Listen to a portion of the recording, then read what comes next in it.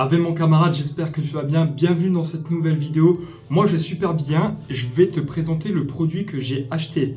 Boya V20. Je voulais un micro-cravate pour pouvoir bouger librement et ne plus avoir la contrainte du micro.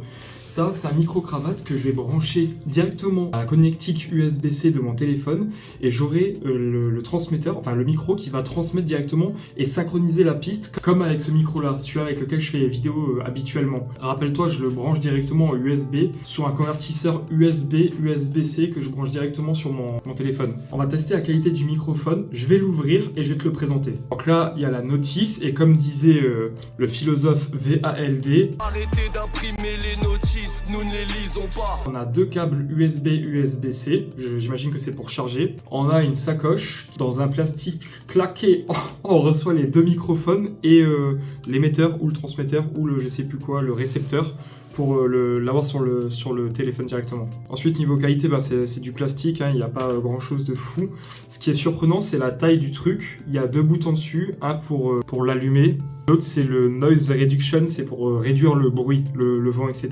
J'ai pris la version où il y en a deux. Je me suis dit que ça pourrait être cool pour, imaginons faire des vidéos à plusieurs et que j'ai pas besoin de racheter par la suite un micro de plus. J'ai prévu.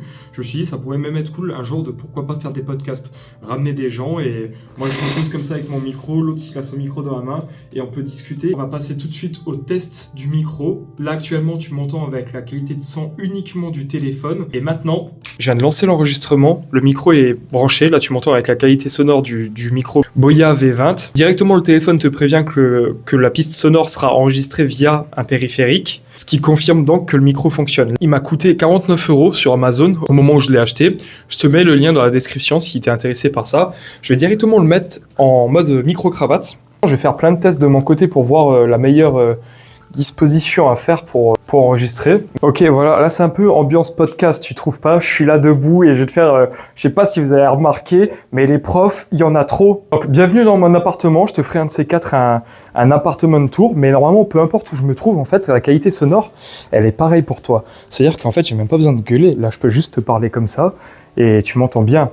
Donc là, je me balade, je sors même du cadre, je vais dans une autre pièce, la sonorité peut-être qu'elle change, et je suis toujours avec mon microphone. J'ai pas l'info exacte, mais j'ai cru entendre qu'il avait une portée de 50 mètres, voire même plus. Je peux me poser n'importe où et commencer à discuter. Si t'as kiffé cette vidéo, mets un j'aime, mets un commentaire pour le référencement et abonne-toi. Ça fera grossir les rangs de notre armée.